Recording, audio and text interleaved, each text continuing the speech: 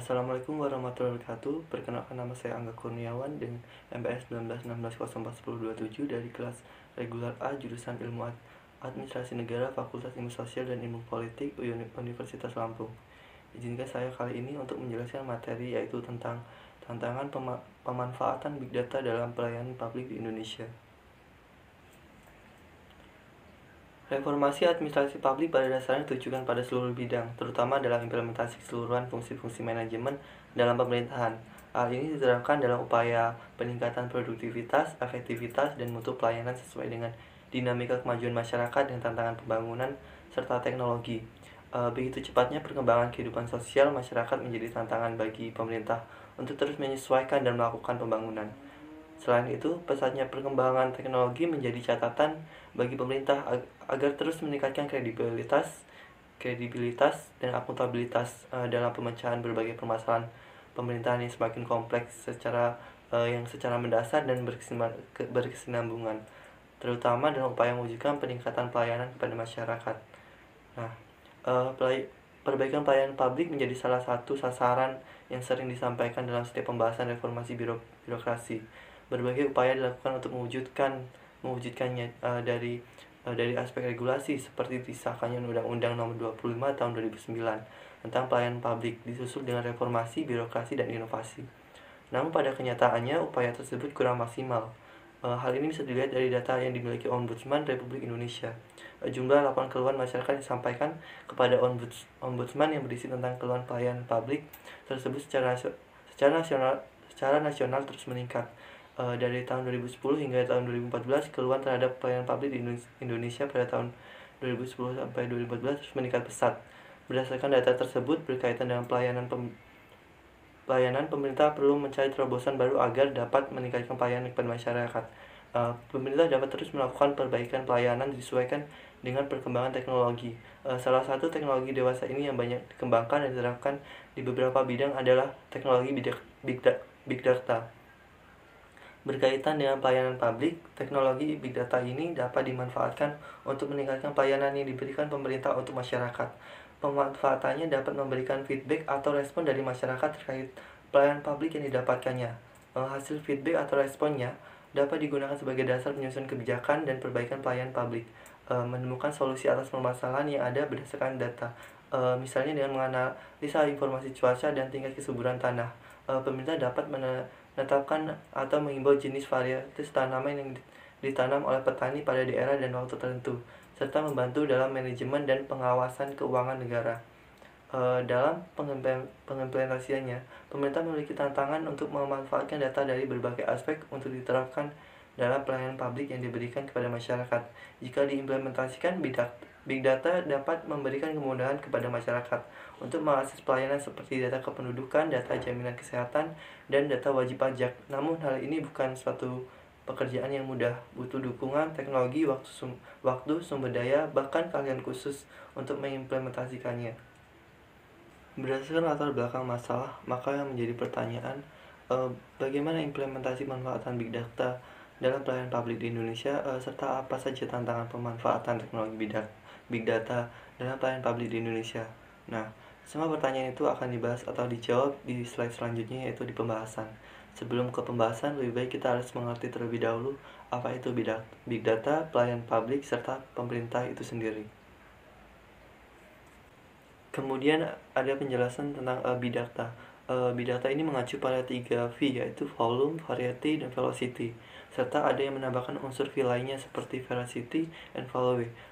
Volume atau kapasitas data berkaitan dengan ukuran media penyimpanan data yang sangat besar atau mungkin tak terbatas hingga satuan petabytes atau zettabytes.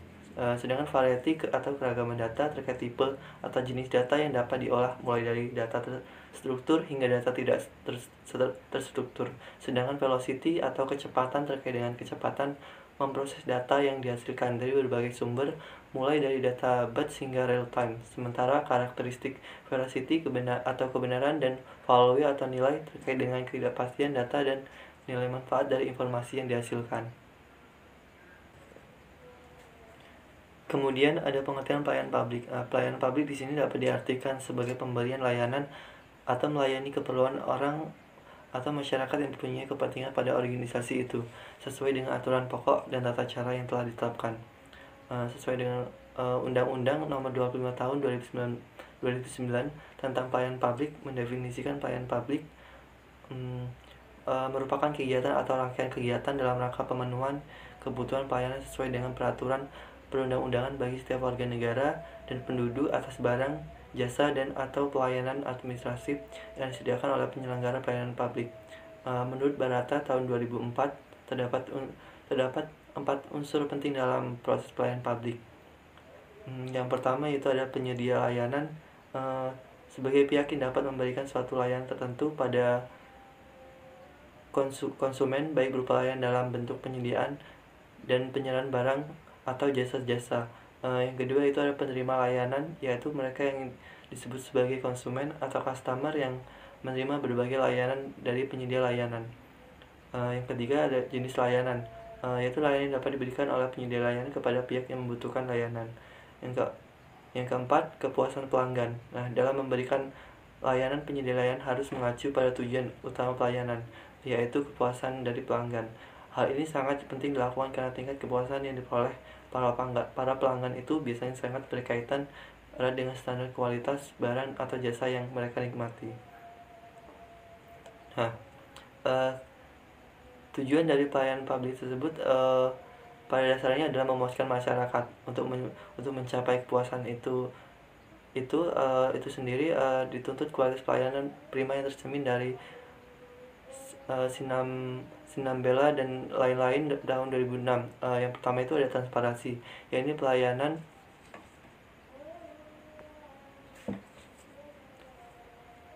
yang pertama yaitu ada transparansi, yaitu pelayanan yang bersifat terbuka, mudah dan dapat diakses oleh semua pihak yang membutuhkan dan disediakan secara memadai serta mudah dimengerti.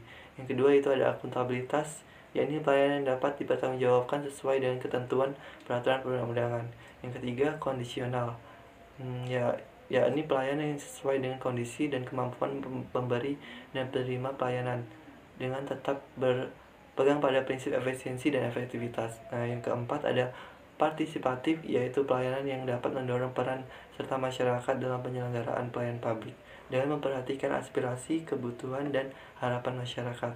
Yang kelima yaitu ada kesamaan hak, yaitu pelayanan yang tidak melakukan diskriminasi dilihat dari aspek apapun, khususnya suku, ras, agama, golongan, status sosial, dan yang lainnya.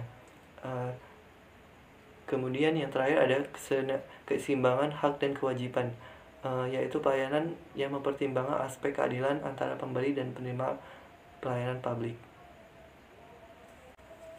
Kemudian ada pengertian dari pemerintah. Pemerintah pada akhirnya adalah pelayanan kepada masyarakat, tidak dapat untuk melayani dirinya sendiri, tetapi untuk melayani masyarakat serta menciptakan kondisi yang memungkinkan setiap anggota masyarakat mengembangkan kemampuan dan kreativitas demi mencapai tujuan bersama.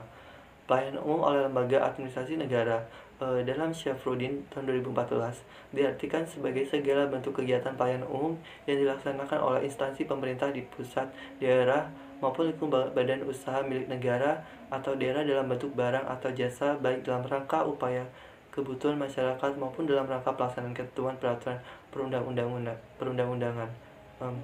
Masyarakat setiap waktu selalu menuntut pelayanan publik yang berkualitas dari birokrat, meskipun tuntutan tersebut sering tidak sesuai dengan harapan, karena secara empiris pelayanan publik yang terjadi selama ini bercirikan berbelit-belit, lamban, mahal, dan melelahkan. Kecenderungan seperti itu terjadi karena masyarakat masih diposisikan sebagai pihak yang melayani, bukan yang dilayani. Reformasi pelayanan publik dengan mengembalikan dan mendudukan pelayan dan dilayani ke pengertian yang sesungguhnya. Pelayanan yang seharusnya ditunjukkan pada masyarakat umum kadang dibalik menjadi pelayanan masyarakat terhadap negara, meskipun negara berdiri sesungguhnya adalah untuk kepentingan masyarakat yang mendirikannya. Birokrat sesungguhnya harus memberikan pelayanan terbaik kepada masyarakatnya. Menurut dalam Widodo tahun 2001, secara teoritis sedikit ada 3 fungsi utama yang harus dijalankan oleh pemerintah tanpa memandang tingkatannya, yaitu fungsi pelayanan masyarakat, fungsi pembangunan, serta fungsi perlindungan. Kemudian ada implementasi pemanfaatan big data dalam pelayanan publik di Indonesia. Terdapat beberapa lembaga pemerintah di Indonesia yang menerapkan Big Data. Di antaranya, 1. Lembaga Kebijakan Pengadaan Barang atau Jasa Pemerintah atau LKPP. Sebagai lembaga yang bertugas melaksanakan pengembangan, perumusan, dan penetapan kebijakan pengadaan barang atau jasa pemerintah, LKPP telah melakukan inovasi berbasis teknologi informasi untuk dapat memfasilitasi sistem layanan pengadaan secara elektronik atau LPSE di semua kementerian, lembaga, atau daerah. Dari 630 LPSE yang ada seluruh di Indonesia, 90% sudah terintegrasi dengan teknologi cloud LKPP sehingga seluruh database, file, dan aplikasi di LPSE dapat di-backup. Yang kedua itu ada pemerintah Kota Bandung.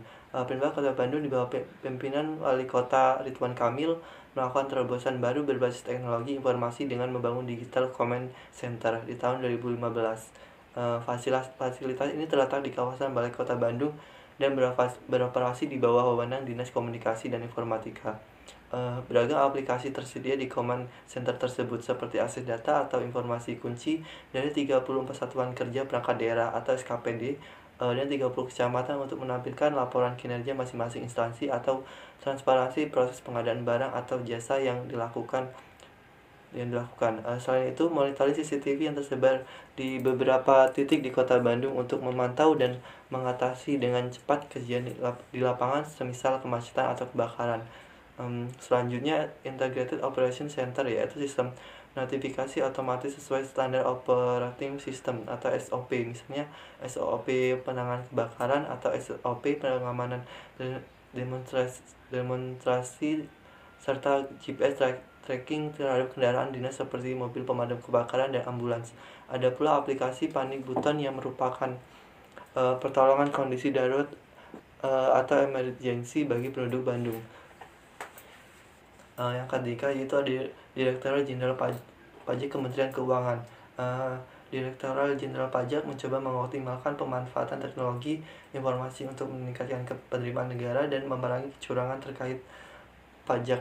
Salah satunya rencana menggali data lewat media sosial untuk dicocokkan dengan laporan pajak dan data rekening tabungan. Hal tersebut membutuhkan dukungan teknologi big data. Berdasarkan pengalaman Direktorat Jenderal Pajak menuju implementasi big data, Direktur Transformasi di Direktur Ditjen Pajak yaitu Iwan Juniardi menjelaskan bahwa terobosan dimulai dengan menyediakan 10 PC menjalin kerjasama dengan komunitas menggunakan aplikasi open source serta pengadaan satu cluster enterprise data warehouse, satu cluster Hadoop untuk integrasi data, dan satu cluster Hadoop untuk platform data. Kemudian keempat itu ada Badan Informasi Geospasial atau BIG. Dengan adanya Undang-Undang Nomor 4 Tahun 2011 tentang Informasi Geospasial dan Perpres Nomor 27 Tahun 2014 tentang Jaringan Informasi Geospasial Nasional atau JIGN yang mengamatkan kebijakan satu peta atau One Map Policy. Badan Informasi Geospasial diharapkan menjadi referensi tunggal untuk informasi geospasial. Dengan demikian, lembaga ini menjadi basis dan pengolah data ruang kebumian yang berukuran sangat besar. Data ruang kebumian mengacuan pada lokasi, letak, serta posisi suatu objek atau kejadian yang berada di bawah, pada, atau di atas permukaan bumi dalam sistem koordinat tertentu. Yang kelima yaitu ada Pemerintah Provinsi DKI Jakarta. Selain pemanfaatan keempat lembaga di atas, bentuk-bentuk penerapan teknologi big data di lembaga pemerintahan masih sangat luas, baik yang sudah diimplementasikan maupun yang masih dalam perencanaan. Misalnya pemerintah Provinsi DKI Jakarta sudah menerapkan Jakarta Smart City, yaitu sebuah aplikasi untuk memberikan informasi kepada masyarakat, informasi terkait kondisi Jakarta. Memang bukan hal yang mudah dalam mengimplementasikan big data tersebut, namun ini menjadi tantangan bagi pemerintah dalam memanfaatkan kemajuan teknologi, walaupun akan ada banyak kendalanya dalam pengembangan teknologinya. Beberapa tantangan dalam adopsi teknologi big data dalam pelayanan publik di pemerintahan Indonesia. Yang pertama yaitu ada 1. Ketersediaan data. Salah satu kunci untuk melakukan analisis big data tentu ketersediaan data. Akses terhadap data, baik data lama maupun data baru, dapat menjadi hambatan untuk big data, terlebih pada data lama yang tersimpan dalam bentuk yang berbeda-beda dan beragam, bahkan seringkali dalam bentuk fisik. Akses terhadap data baru juga membutuhkan usaha yang lebih karena diperlukannya izin dan lisensi untuk mengakses data non-public secara legal. Terlebih jika terjadi ego sektoral atau antar instansi sebagai pemilik data. Hal ini yang dirasakan oleh para penyedia jasa dan informasi yang menerapkan big data analitik di Indonesia, bahwa fase pengumpulan data menjadi tantangan utama. Sebetulnya di Indonesia data untuk berbagai jenis kebutuhan sudah tersedia dan banyak, namun sumbernya tersebar, sehingga dibutuhkan usaha lebih untuk mendapatkan data terpadu dan secara nasional. Maka prinsip sharing data, bahkan open data, diperlukan. Terkait dengan pengintegrasian data, maka dalam implementasi dapat diterapkan sebagai berikut. Yang pertama itu data berkaitan dengan kependudukan dapat diakses pada program EKTP yang sudah berjalan.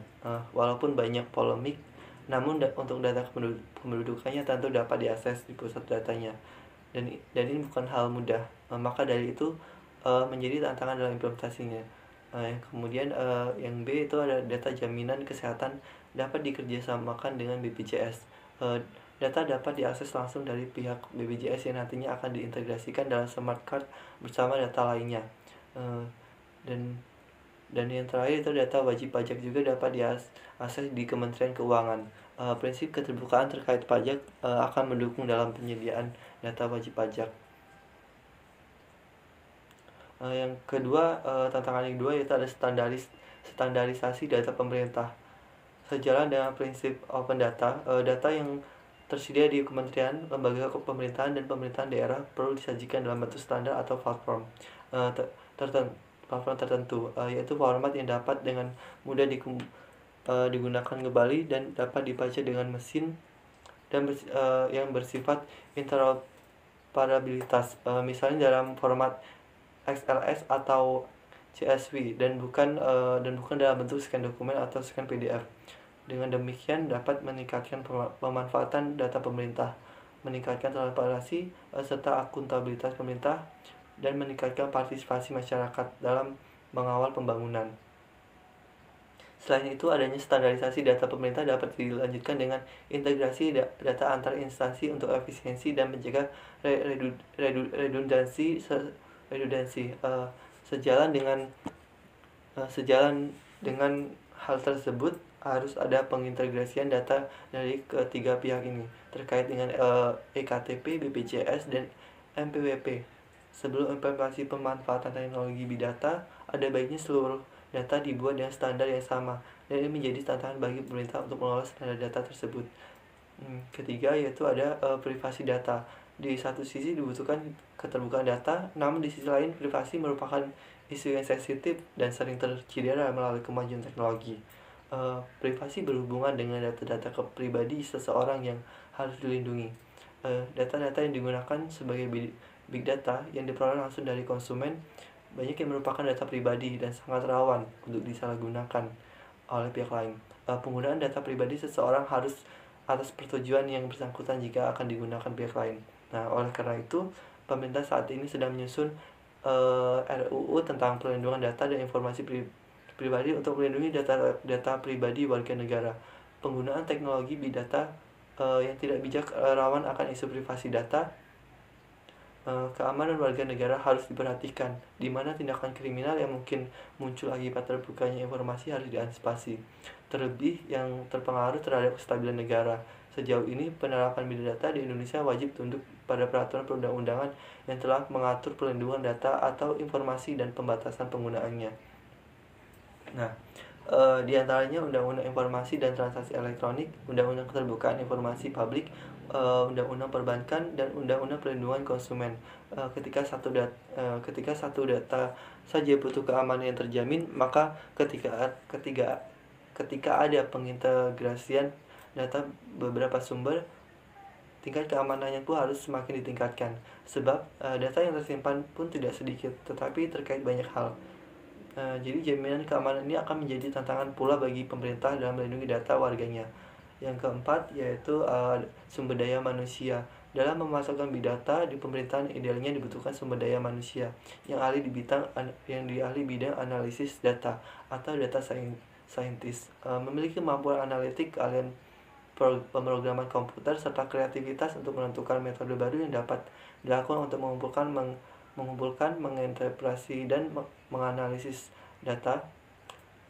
Walaupun mungkin data scientist tidak mengembangkan analitik tools sendiri, namun harus mampu memilah beragam tools yang akan dipakai serta menyeleksi dan mengorganisasi data yang akan dianalisis. Salah satu konsekuensi ketika ada pengembangan pasti harus ada sumber daya manusia mampu dan ahli untuk mengelolanya. Bahkan kadang ada tim ahli yang pada akhirnya menyusun perencanaan pelaksanaan kebijakan atau program yang telah ditetapkan. Yang kelima itu terakhir itu tantangan dalam implementasi big data, yaitu ada infrastruktur penunjang. Semua perangkat analisis big data yang berada di pasar dapat dipakai oleh pemerintah. Pemerintah dapat menggunakan tools big data dari pihak ketiga yang telah disesuaikan dengan kebutuhan, maupun membangun dan memelihara sendiri sistem big data yang dibutuhkan. Perhitungan cost benefit analysis terhadap kedua pilihan tersebut perlu dilakukan sesuai dengan tujuan penggunaannya. Untuk beberapa kasus tertentu dibutuhkan analisis big data dengan natural language processing atau NLP yang dapat mengolah percakapan digital bahasa Indonesia. Hal ini yang menjadi keterbatasan beberapa sistem yang tersedia open source. Tidak hanya bersumber daya manusia, tetapi infrastruktur juga harus siap dan menunjang ketika akan memanfaatkan teknologi big data ini. Pemerintah harus siap dana juga untuk menunjang penyediaan infrastruktur tersebut. Jadi dapat disimpulkan bahwa big data dalam pelayanan publik di Indonesia telah diimplementasikan dengan baik di beberapa lembaga pemerintahan yang ada di Indonesia. Di antaranya yang pertama itu ada Lembaga Kebijakan Pengadaan Barang atau Jasa Pemerintah atau LKPP yang memfasilitasi sistem layanan pengadaan secara elektronik atau LPSE di semua kementerian, lembaga, atau daerah. Yang kedua itu pemerintah Kota Bandung dengan membangun Digital Command Center. Yang ketiga ada Direktorat Jenderal Pajak Kementerian Keuangan dengan menggali data lewat media sosial untuk dicocokkan atau disesuaikan dengan laporan pajak dan data rekening tabungan. Yang keempat ada Badan Informasi Geospasial atau BIG dengan kebijakan satu peta atau One Map Policy. Dan yang terakhir ada pemerintah Provinsi DKI Jakarta dengan menerapkan Jakarta Smart City, yaitu suatu aplikasi untuk memberikan informasi kepada masyarakat, informasi terkait kondisi Jakarta. Nah, walaupun sudah dapat dikatakan dengan baik dan banyak keuntungan yang didapat dalam penerapan big data tersebut, tetapi tidak kemungkinan dalam implementasi big data dalam pelayanan publik di pemerintahan Indonesia masih banyak tantangan yang harus dihadapi. Di antaranya yaitu ketersediaan data, standarisasi data pemerintah, privasi data, sumber daya manusia, serta infrastruktur penunjang. Kemudian ada saran pada dasarnya pelayanan publik telah dilaksanakan oleh pemerintah dengan baik, namun masih banyak faktor yang harus ditingkatkan. Hal ini menjadi catatan pemerintah yang untuk terus melakukan perbaikan dalam berbagai aspek. Dengan memanfaatkan kemajuan teknologi ini menjadi salah satu solusi dalam peningkatan mutu dan kualitas pelayanan, terutama teknologi data yang saat ini masih terus dikembangkan. Suatu bentuk peluang sekaligus tantangan bagi pemerintah untuk melakukan inovasi pengintegrasian pelayanan publik terhadap masyarakat dengan memanfaatkan teknologi big data. Melalui teknologi informasi triliunan byte data diciptakan setiap hari dari berbagai sumber seperti dari media sosial, sensor, video surveillance, dan smart grids. Lautan data ini mengarah pada satu terminologi big data. Data memiliki peran penting dalam pengambilan keputusan strategis. Oleh karenanya harus ada pihak yang mampu mengolah dan memanfaatkan data-data yang tersedia dalam volume besar, keragaman variatif, kompleksitas tinggi, serta kecepatan penambahan data yang tinggi. Dengan begitu dapat mengambil keuntungan yang besar. Begitu pula implementasi dalam bidang pelayanan. Keuntungan pun dapat didapatkan oleh kedua belah pihak, baik yang memberikan pelayanan maupun yang menerima pelayanan. Keuntungan tidak hanya dari segi materi, namun bisa dari segi efisiensi, efektivitas, produktivitas, akuntabilitas, keterbukaan, kepuasan, dan yang lainnya. Sekian penjelasan materi yang dapat saya sampaikan dan saya akhiri. Wassalamualaikum warahmatullahi wabarakatuh.